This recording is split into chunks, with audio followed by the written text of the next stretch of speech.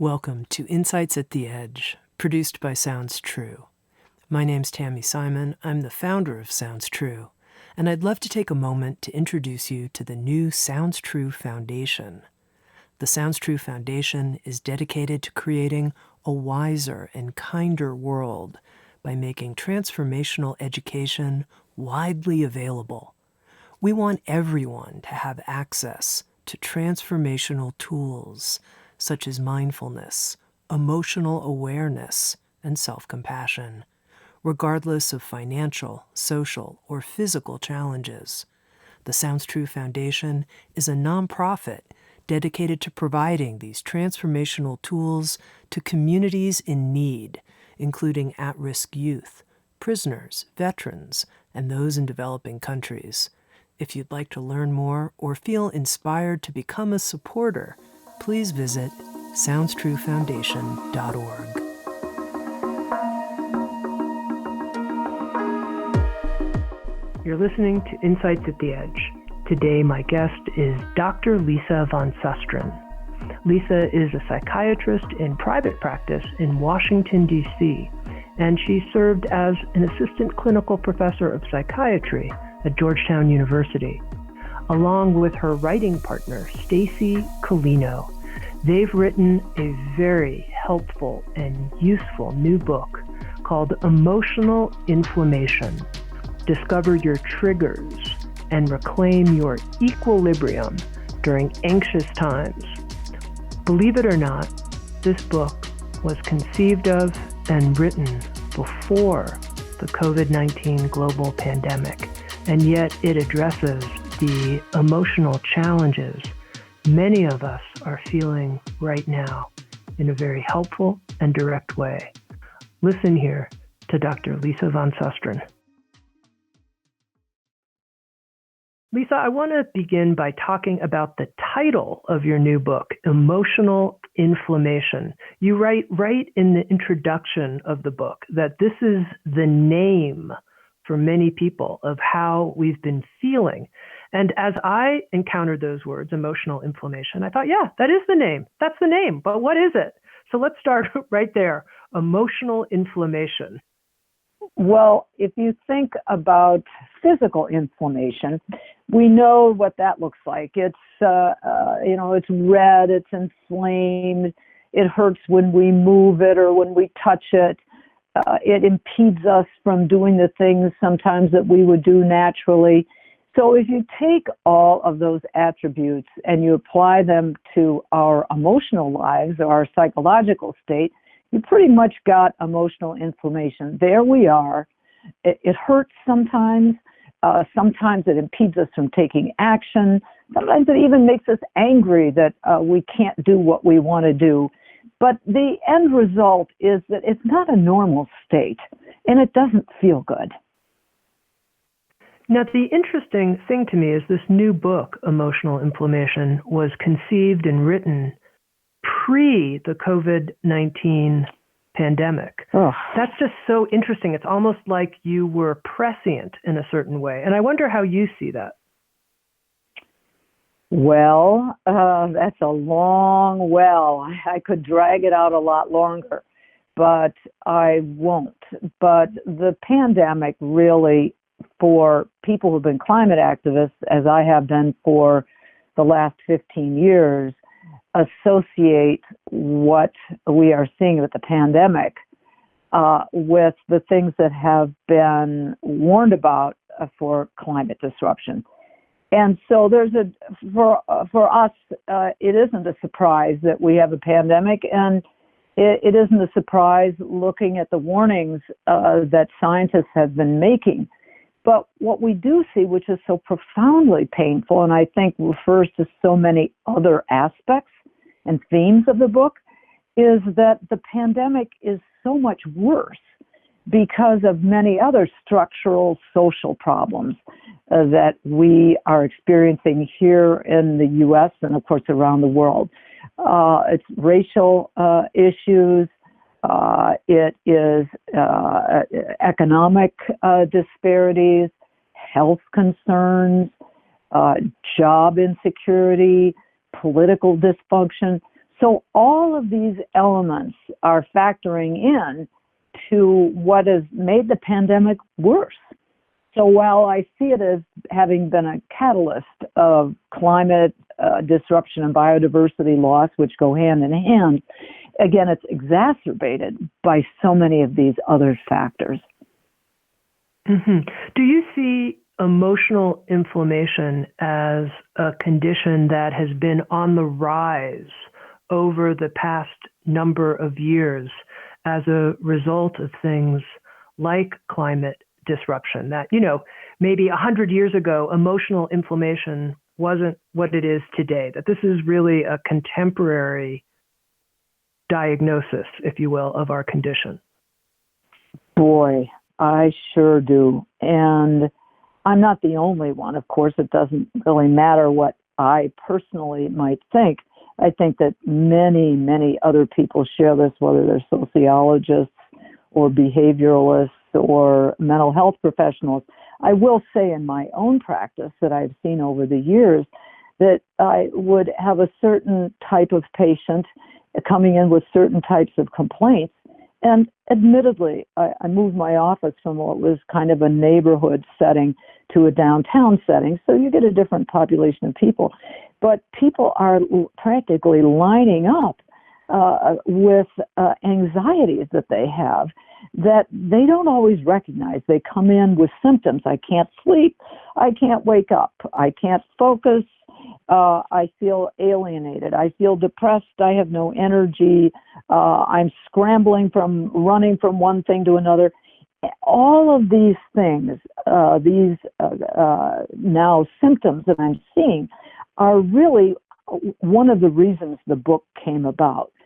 And I wrote about it, and of course, thank God for Stacey Colino, my co-author, because she's just a very talented, very skilled person, and was able to help to get these thoughts, along with so many other aspects of the book, on paper. But it was my personal experience, and I think that it is something that is widely shared. And there are many reasons why, and I wouldn't mind going into those at some point too, if people want to know. Yeah, tell me the biggest drivers. All right. Well, again, there are many, but among the biggest, and I will say that the anxiety, that basically what we are talking about is stress and anxiety. And in the last several decades, the pace of everything that we are doing has eclipsed so many of the things that we used to do because we had a little bit of downtime. People don't have downtime anymore. We don't have time for our psyches to reset, for our attention to be restored. We don't sit at a bus stop or walk someplace and muse about the world, allowing our brains to rest. We're constantly pinged, even with noises, whirring and buzzes and so many other sounds that tell us, pay attention, pay attention, pay attention. And in the past years, not so many years ago, there was a much slower sort of setting and pace to everything that we did. And this is being lost in the pressure to keep up because we can.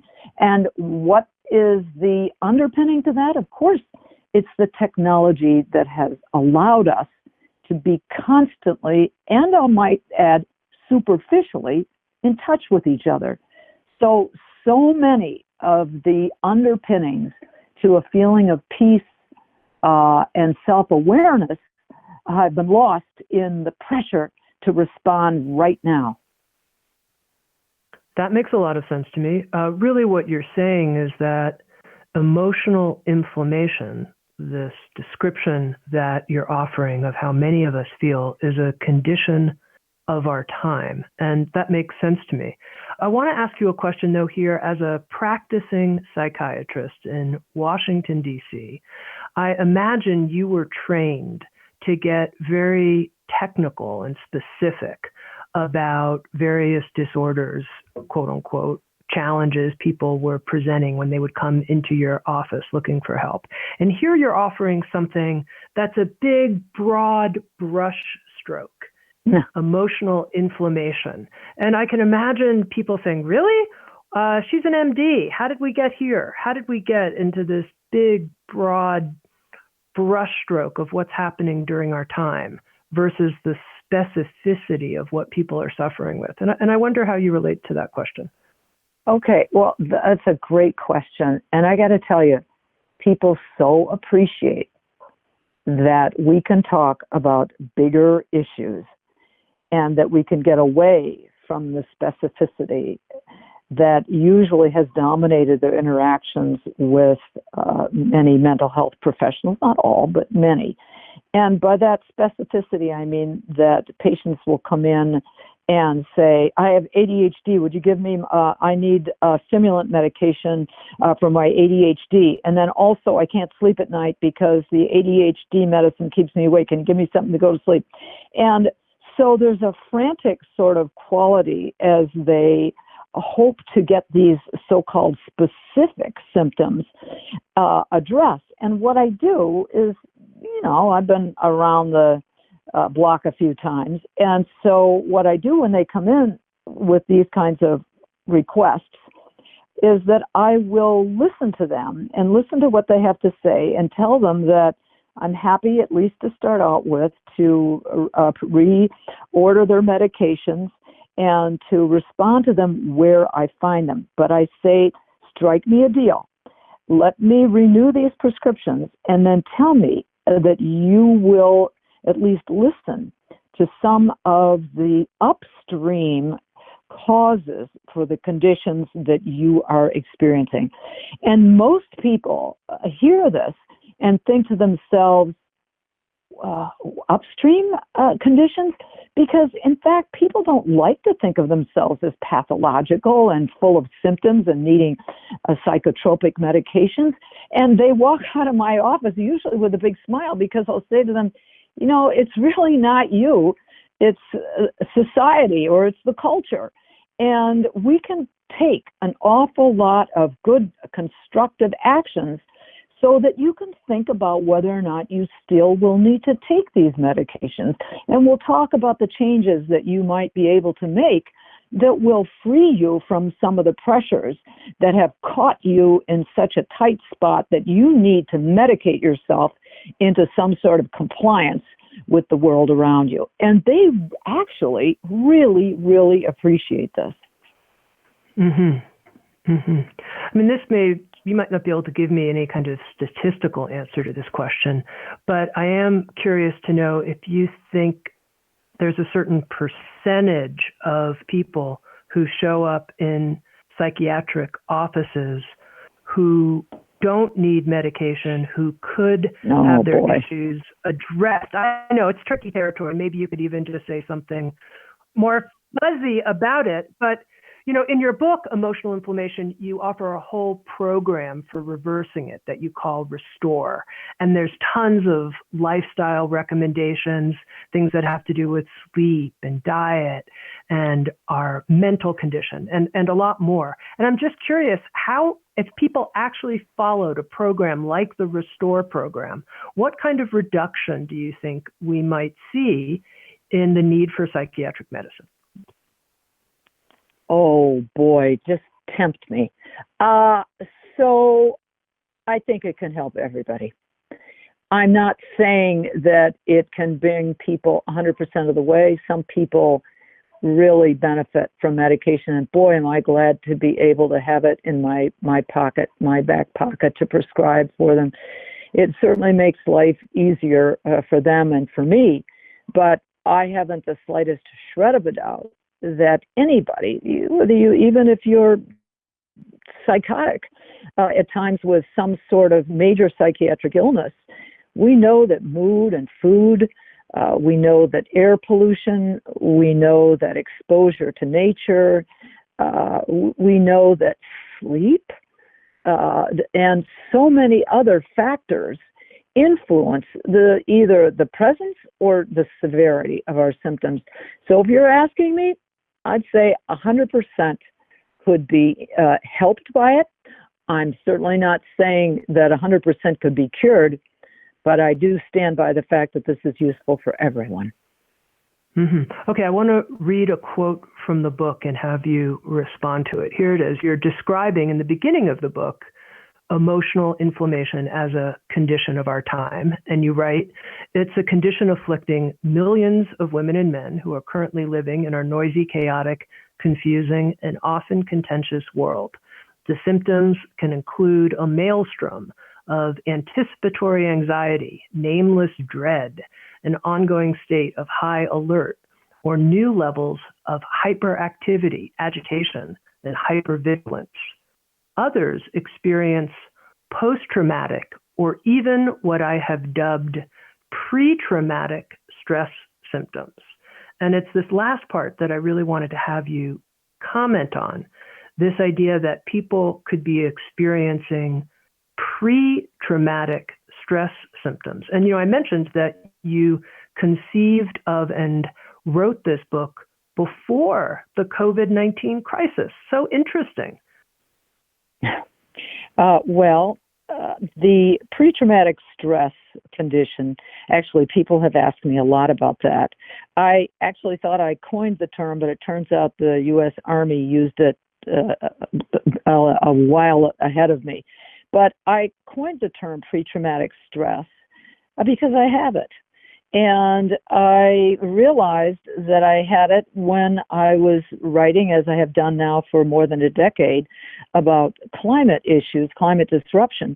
And against the backdrop of all the things that we've talked about, political dysfunction, sexual misconduct, racial discrimination, gun violence, all of the things that we recognize are major disruptive factors in what we think of as social justice, have been certainly on stage with me, and with others. But the backdrop for me and what has defined my life, other than my work with patients individually, has been the realization that just as the COVID virus and the pandemic was being warned about months ago by scientists, and the scientists and the warnings were not met with the kind of response that was necessary. So too, the scientists who have been warning us now for decades about climate have been, certainly people are waking up, more people are responding every day. But when I first was involved in writing about this, 10, 15 years ago, there were really very few people and very few of my colleagues. So I would see a beautiful picture of a coral reef or the Mediterranean or some other mountains covered with trees. And rather than thinking, oh my God, that's so awesome, that's so gorgeous, and be uplifted, I would be thinking, oh my God, ocean acidification with the coral reefs and marine life dying out and mountains being deforested or dying from beetle infestations and forest fires. So I was the one who, in seeing all of these beautiful images that ordinarily would have evoked such a sense of euphoria and that transcendent feeling of connecting with something larger than ourselves, and instead it was a source of stress. So the anticipatory anxiety and the pre-traumatic stress have all, for me and for many others now increasingly, and that's whether it's conscious, Tami, or unconscious, and I can certainly get to that unconscious aspect, has been front and center in my life. Again, a backdrop for some people, front and center in my life. I have felt that it was my obligation, and I've called myself and others climate Cassandras, that people who have been warning, but to, in the past, no avail. Again, changing now every day, Mother Nature has assured that we can't ignore her. Mm-hmm. I am curious when you point to how that could be impacting certain people at an unconscious level, what you mean by that. I think some people when they're out in nature, we're not having the experience you're describing. They're just, oh my God, this is gorgeous. And, they're pushing it out of their mind that the earth is endangered. Yes, those are special moments, and only a die-hard person with pre-traumatic stress would look at those beautiful vistas and be thinking dark thoughts, and I don't always think them when I'm in a beautiful, marvelous place, but I'm saying that there were threads of this. But in other people, the notion that the world is a safe place, that it's a predictable place, that things are going to get better, and that we will be able to get along and go along with a sense always of prosperity, has been deeply compromised. And unconsciously or consciously in some people, but for the unconscious people, and I see them all the time coming into my office, people will come in and say they can't sleep, or they can't wake up, or they can't think, or they can't this, they can't that, and I'll say, but over time, do you anxious? Do you feel anxious? People don't always even know that they're anxious, and they'll say, no, I just can't sleep. And so I will impress upon them that possibly they're suffering from anxiety. And if I go slowly enough, they're open to listening. And then we start talking about, we pop the hood and start looking about what could possibly be the causes. People tend to want to look at the causes that bring up the least amount of stress first. So they'll say, well, I'm anxious because I don't like my job, and this and this and this. And once you start peeling back those layers, you get down deeper and deeper and deeper. And many times, many of the the backdrop, the feeling, they haven't been living in a cave. They've heard that the ecosystems are collapsing. They may not read the articles or listen to the full report, but they're not stupid. They've been hearing this now for many, many years. And I'll say right now that I really believe that some of the opioid crisis, it's not just the CDC will say they're baffled about why the opioid crisis. Yes, we know pharmaceutical companies were criminal in some cases, and distributors and marketing and so many other doctors, et cetera. But, why are people in such pain? And this was before the pandemic. And I really do believe that the constant warnings that the world is suffering, that the planet is deteriorating and sometimes passing tipping points that are so damaging that the question of survival is now on the line. I mean, you can't hear that stuff and not be upset. Well, people are in pain. That has to be looked at as a reason why we have had the deaths of despair that are being talked about, the suicides, the drug addictions, et cetera. These are examples. We know that anxiety has risen very sharply in the last decade, depression, and as I say, suicide. These deaths of despair or these illnesses related to despair aren't coming out of nothing. Mm-hmm. It seems, and tell me if you think it's fair to say this, that if emotional inflammation was a low to middle grade challenge that we were suffering as a collective when you were writing the book, now that the book is being published here in the spring of 2020, we've gone to high grade collective emotional inflammation. When you're talking about feeling that the world is a safe and predictable place, I don't think anybody feels that way anymore in their conscious mind. That's right. Consciously or unconsciously. In the past, it was an unconscious, I think, sort of slow, an ember that was always burning inside that people could repress, or that means unconsciously get it out of their minds or bury it, or consciously suppress it. But now all bets are off, obviously, because our anxiety has blown through the roof, and the pressure on us is just enormous, with all of the backlog of things that were already unnerving us. Now, obviously, all of the things that we were previously feeling have been violently reawakened, and the sense that the pandemic alone is bringing us down, or could bring us down, is on a bedrock of already existing inflammation, emotional inflammation, anxiety, stress, whatever you want to call it. This is not an easy time for people. Let's be very, very straightforward about it. But let's also recognize that as awful as this pandemic is, and what I think probably hurts me more than anything is the notion that privileged people can stay at home and do their work at home and get paychecks, and that the so-called essential workers are out there on the line, public transportation, in grocery stores, and without personal protective equipment themselves. And I'm putting healthcare workers in a completely different category. But that those are the people that have been suffering before. And now there they are on the line, even more so, with the disparities so very apparent to us.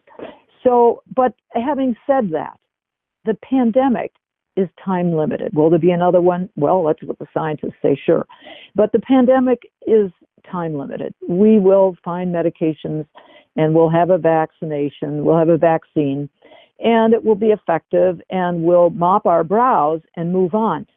But Tami, here is the one thing that we have to take away from this, and it is that we have to learn that there are certain rules of nature, and that we have two choices. Either we continue, like our parents are out of town, that we're teenagers throwing a party, doing what we want to do whenever we want to do, whenever we want to do it, and encroaching in spaces that were meant to be preserved for wildlife, and that we don't listen to scientists, we listen to talk show hosts or politicians, even when they have a reason to say things that might be different from what the science tells us. We've got to learn our lesson and have a takeaway from this that says, you know what? This is what the science is talking to us about, the scientists, when they talk to us about climate. Hear what they have to say. We can make these changes. It's not too late, but don't do it after the pandemic. Do it before. Here's our chance. Let's honor all the people who have suffered and have died, and are continuing to worry. Let's honor all of them by now doing the right thing for the planet, for the world, for everybody else, and respect that we have limits to our resources and that we can live sustainably if we put our minds to it. And we go essentially from being bystanders to upstanders in this battle. It's so inspiring listening to you. And one of the points you make about emotional inflammation is that one of the ways that we can help reverse it in our lives is this notion of not just being a bystander where these things are happening to us that are out of our control, whether it's what's happening with the climate or things outside of us. It's just all happening to me. But we become an upstander. Tell me more what you mean by that in relationship to emotional inflammation. How does making that move in our lives change actually our physiology and our emotional condition? It's a fascinating, really, story, because first we have observed that when people take action, collective action, that they feel better. We know that from personal experience, and we know it from the stories of people who have helped throw sandbags to stop a rising river. But now what we have seen is that with neuroscientific studies, functional MRIs, which means that you can see where the blood's flowing in the brain, when we go from thinking about ourselves, which is a bystander sort of state of mind, we're just here focusing inward on what is happening to us at a particular moment, and which tends to make us ruminate and even become depressed. There's a certain side, it's actually the right side of the brain and what's called the parietal lobe, that lights up when you do a functional MRI. And when, in contrast, a person says, enough, I am going to take a leadership role here. I'm going to be involved in collective action. I am going to put myself in a situation where I am working with others. It goes to the absolute opposite side of the brain, which looks outward. And that opposite side of the brain activated gives us this transcendent feeling of being a part of something bigger. And we get away from the narrow specifics of ourselves. And it allows us to feel gratitude. We have a certain sense of humility. It brings about compassion. And most of all, it gives us a sense of awe that we have forgotten about our narrow. It makes us more generous. And so it gives us a feeling of reducing the sense of our own personal needs and importance in favor of the group. Boy, is that a magic sauce for the spirit. And that's what happens when we go from thinking narrowly of ourselves, going from being a bystander to an upstander that takes action, that leads the way. Emotions are contagious. And we lead best by example. So when we do something, there's a great line, I think it was Gandhi said, that when the people lead, the leaders will follow. Boy, does that give us a reason to be agents of change. Okay, you're a psychiatrist, so you've dealt with all kinds of people walking into your office day after day, year after year. And I'm sure there are people who walk in and intellectually they follow what you're saying, but there's like a river they need to cross to get there. They're not there. They can't make that leap from the place that they're in. They're inspired by it, but they can't get there. What would you recommend to that person who right now they don't have that kind of sense of empowered agency? They may care, but they're just sort of flattened right now. Yeah. What you mean at this very moment, you and I are talking about a time when there are thousands of people around the world dying every day from coronavirus. So we hear that news, even if we put ourselves on a diet, we hear that news. This is a very, very difficult time, obviously. So I would say to most people, you know what? Don't expect a heck of a lot from yourself right now. If you are of a mind to sew masks or to share food, obviously respecting the physical distancing and all the rest that is recommended, go ahead and do it. But I would say don't expect a lot of real high-level thinking.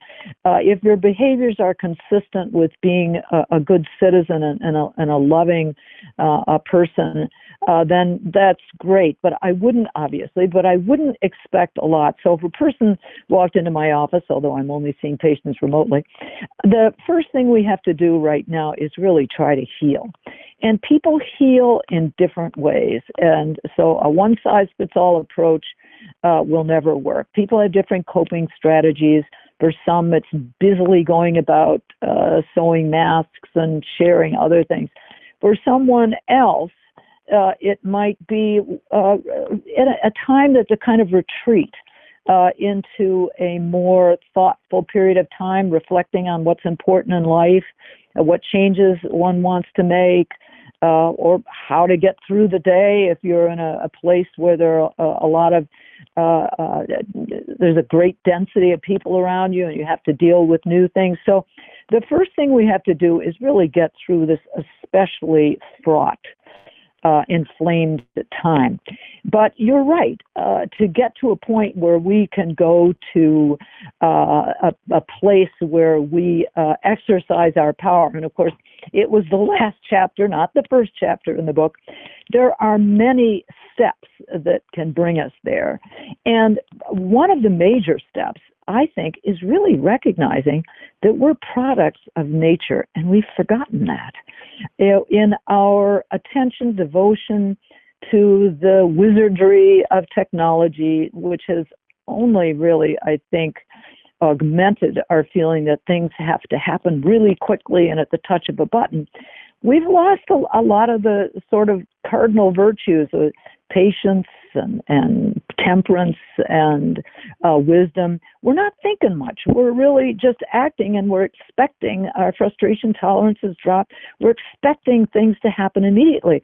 If we go back to the way we were evolved, and I mean evolved, meaning over millions of years, from ancestors to certainly, a quarter of a million years ago, since we dropped down on the savannah as our ancestors, our recent ancestors did, our bodies were designed by nature, research and development over thousands, tens of thousands of years, to live in accordance with the rules of nature. And we're breaking them. Again, just like the teenagers when their parents are out of town throwing a wild party. We've got lights going until midnight, and we've got moving images across our screen, all of which, and we're walking around, running around, doing all sorts of stuff, which really do not respond to our native biorhythms. We're eating food that is not natural to this incredible, what's now referred to as the second brain, the gut microbiome. So we're not given this incredible factory that lies within our gut, the kind of products that it needs to keep us in optimal health.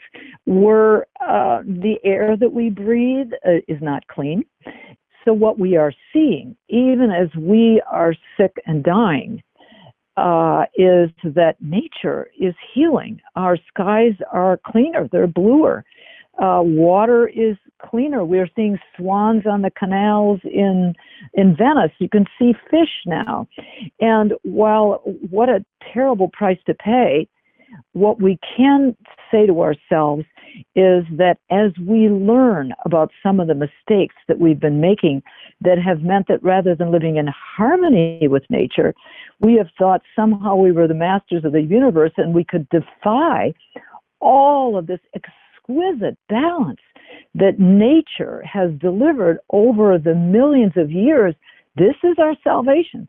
And once we learn those lessons, we can pour all the energy of sometimes the despair, the outrage, the fear, and turn that into effective action. And that's the last chapter of the book, and that's the most important place we can be, which is to take all that we have learned about being respectful of how our bodies and how our spirits live in or must live in harmony with the rest of nature, that we learn that lesson and we're good to go, and we will have a planet that's healed. Mm-hmm. I do have to say that I think your book, Emotional Inflammation, is a guidebook for our times. It's a guidebook to help us take responsibility for what we can impact, our health, our mental health, and come forward. It's really gorgeous. And there's a couple things that I want to talk to you about that I thought were truly unique about the contribution you're making in this book. One of them is that you identify what you call reactor types, different ways that people suffer with emotional inflammation. And I'd love to know how you came up with this typology, if you will, of reactor types. And then if you could explain to our listeners the 4 reactor types you've identified, and why does it help us to know what kind of reactor we are? First of all, thanks so much for saying a typology, because that's exactly what it is, and people don't often use that word. So you're absolutely right. Typology, the sort of core is well described, but the periphery is a little bit more blurred, and so we can bleed into one typology or another. And the 4 types that we identified come from experience looking at people and noting the various defense mechanisms that we use to deal with the challenges of everyday life. And so it really was based on empirical evidence, my experiences dealing with people.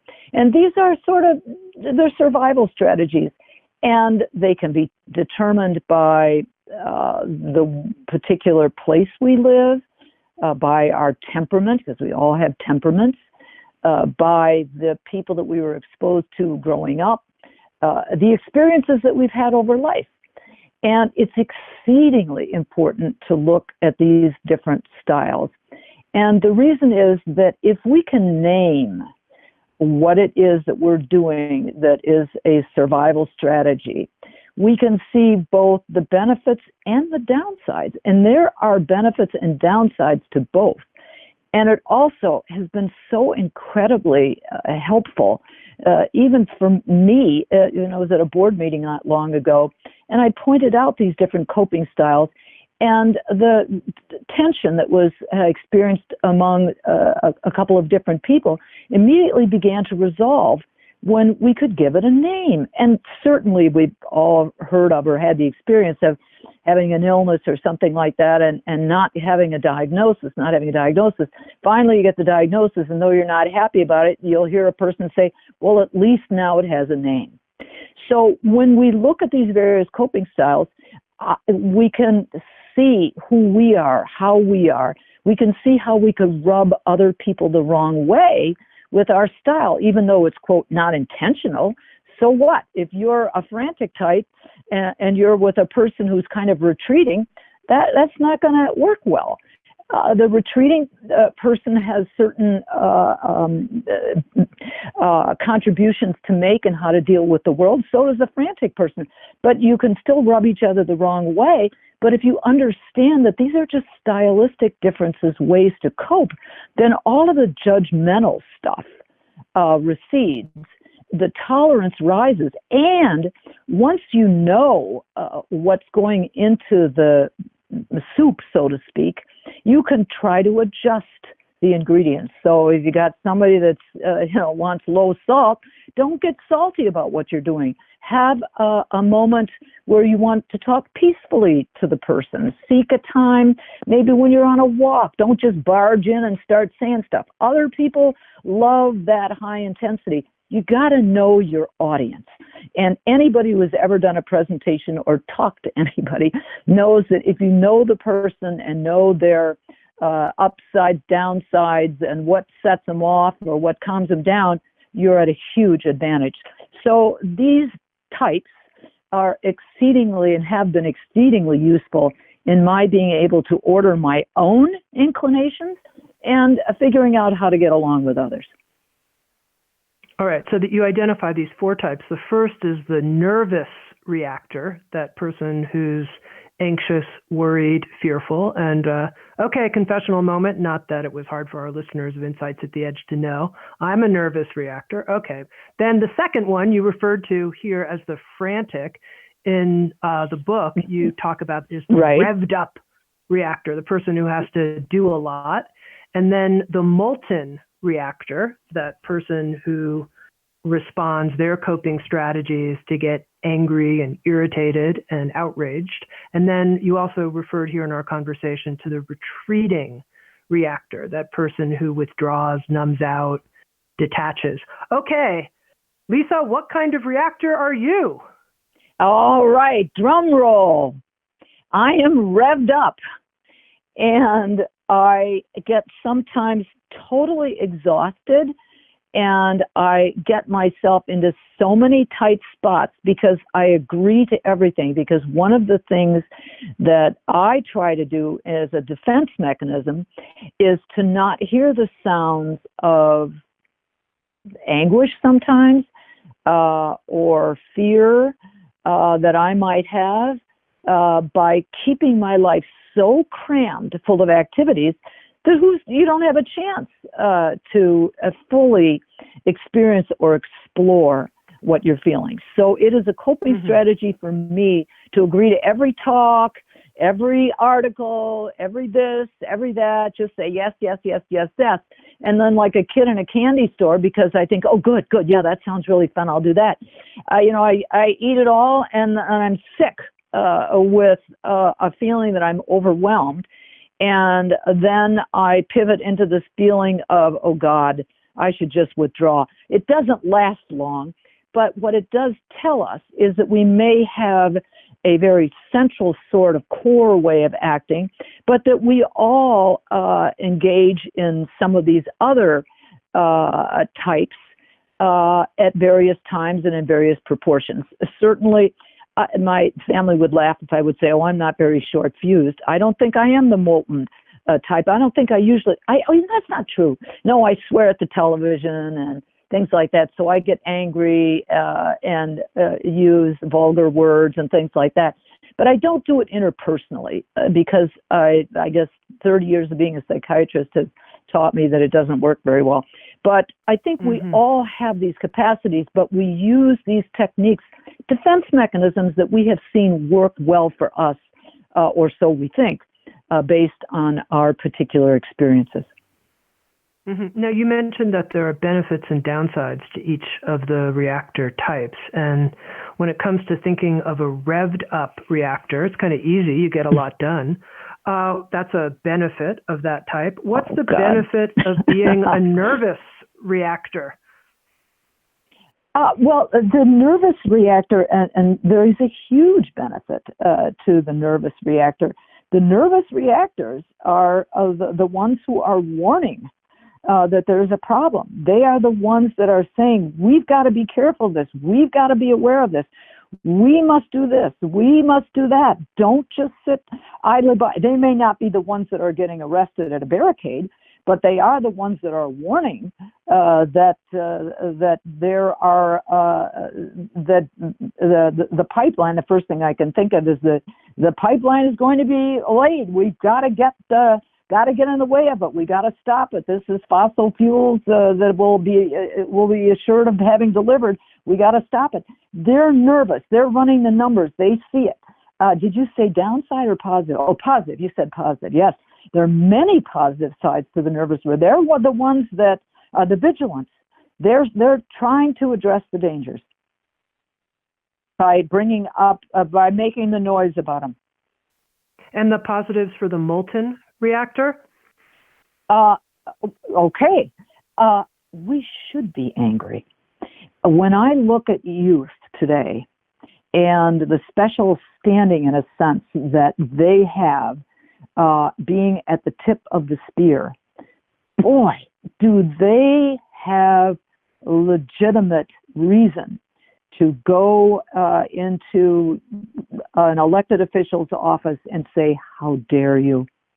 This is what, of course, Greta Thunberg had said famously, addressing, it was either at Davos or the UN, how dare you? Her outrage and her anger is searing on the ears of people who are not used to being talked to like that. Outrage has a very, very important role to play, especially if you have not contributed to the problem. Obviously, if you're a titan of industry and now you're outraged at our greenhouse gas emissions, yeah, you can be outraged, but people will say, well, wait a minute. That's how you made your money. This is isn't this hypocritical? How disingenuous is this? But if you are a young person, especially, you have that moral ground to say, how dare you? And that anger is exceedingly effective, exceedingly powerful. Okay, and the benefits of the retreating reactor, that person who under stress withdraws and detaches. The retreating person is helpful in the following way. First of all, in the midst of all, and it's not just young people who can be angry, older people can be angry too, and there's a place for it. I don't mean to say that it's just the province of young people, because it's not.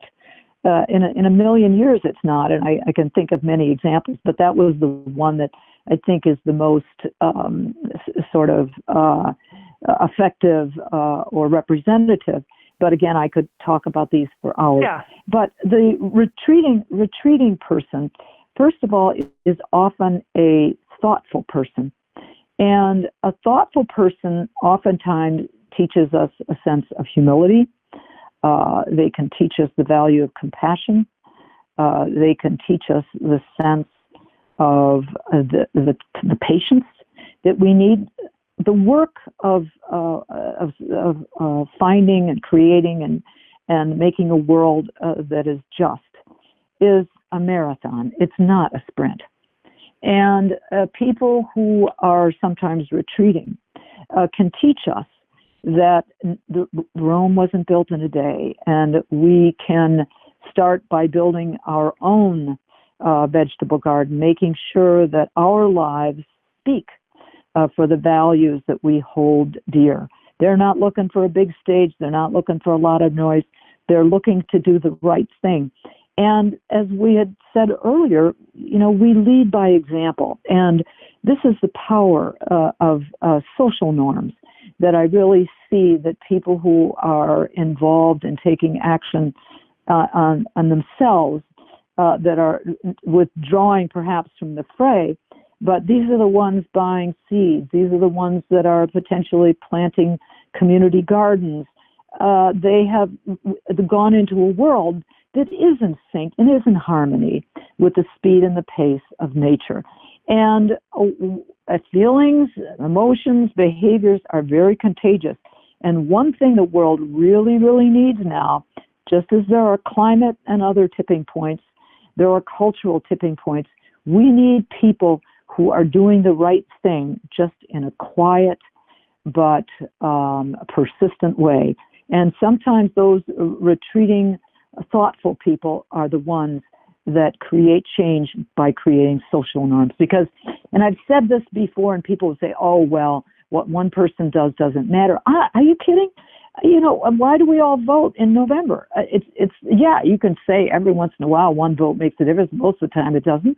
But our votes are counted as a collective, or they're counted together.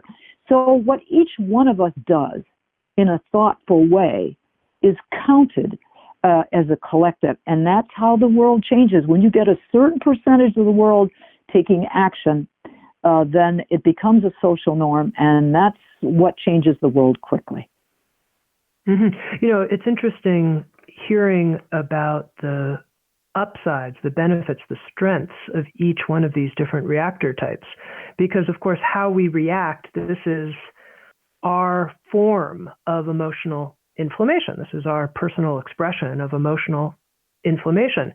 And what it shows me is that our emotional inflammation is intelligent in a certain way. And I wonder if you can address that this response we're having is actually a form of intelligence. Oh, this is so nice. Yes. Thank you for asking that question. I wouldn't have thought to say it, but I think you're spot on. And what we have to understand is that when we think about emotional inflammation, which you can, stress, anxiety, or whatever other words you want to think of, if we're smart and we can see this, and this is why I think it's so important to be able to name it, that we can say to ourselves, okay, so what can I do with the energy that's embedded in this particular state of mind? Take that energy, and it is a response to the world. And boy, the day we stop, I think it was Martin Luther King, the day we stop caring is the day we die. And people within these groups, people with emotional inflammation, feel this way because they care, and they have, we call it a sensory processing sensitivity. They feel what's going on, and that's an elevated state. That's a place we want people to be in. We want them to be responding to what's happening in the world around them, and to take that energy and redirect it into empowering action. And so the intelligence of each one of these types is really up to the bearer to turn into something constructive. And that's the middle ground between being so panicked you can't do anything and being so far in denial that nothing matters to you except yourself. Somewhere in the middle, that's that sweet spot where we take the energy and turn it into constructive action that makes us feel like agents of change, and honestly is the best antidote to the condition that is taking so many of us and putting so many of us on edge. Just one last topic I want to talk about, Lisa. The subtitle of the book is Discover Your Triggers and Reclaim Your Equilibrium During Anxious Times. And this notion that there's value in identifying what triggers us. I think a lot of people are, what do you mean? What triggers me? I'm triggered. I mean, there's a global pandemic. People are wearing masks in the grocery store. Do I really need to get any more specific than that? But there's a way in the book on emotional inflammation that you direct people to a self-investigation about what triggers them that I thought was really helpful. And I wonder if you can talk a bit about that. Yes. This is certainly called from a lot of personal experience, certainly, and from listening to other people. And I'm going to just give you a very personal example. About a week ago, this is, where are we, 2020, April. Unfortunately, very tragically, one of the Robert F. Kennedy's grandchild and great-grandchild drowned not far from where I live. And at yesterday, which would be exactly a week before, was just around the time that the accident must have occurred. And I had been outside. It was a beautiful day, been in relatively good mood despite what was going on around me. But all of a sudden, I realized I walked into the house in this huge darkness. I glanced at my watch, and this huge darkness came over me. And I thought, what just happened? And so what I did was what I advise my patients often, and what I advise people generally, backtrack a little bit. What happened? You were in a good mood before. Was there a random thought that came to mind? Did you associate with something? Stop, as we said in the book, hit the pause button. Ask yourself, what the heck just happened? And we've got a list of various examples of the kinds of emotions that you might have that you were, that someone shamed you or you felt belittled or something else. For me, it was this profound sense of sadness that with the Kennedy family, all that, sure, they've gotten a lot in life, but all they have endured. And I realized that it was just about the moment yesterday, and that thought just in a fleeting second came to my mind that it was about that time, and my mood just went dark, like a light went out. And I was able to grasp it, and I was able to say to myself, to process it and to understand what happened, so that I could begin to let go of it. Certainly not easy, because it remains such a great tragedy to what sounded like a wonderful mother and son and family. But the idea of knowing your triggers, going back, saying to yourself, are there early life connections? Did a boss say something to me that reminded me of what someone had said to me as a child when I was bullied or criticized by a parent? Was there an experience, public experience that I had that now came to mind when I saw or had this particular event come to fruition? Was I made to feel less than in some other way? Did I feel stupid or some other sort of frustrated, demeaned in some way? And by understanding the emotion that we have, what we can do is rewind and say, well, what events in my life may have predisposed me to feel this way? And once we can name that upstream, either might have been many experiences like that, maybe it was just one sort of cataclysmic event, it really does help us to bring it to conscious thought, where with our conscious thinking, our cognitive sense, we can bring rational thinking into play, and we can say, well, that's no longer the way. I don't have to feel like a victim anymore.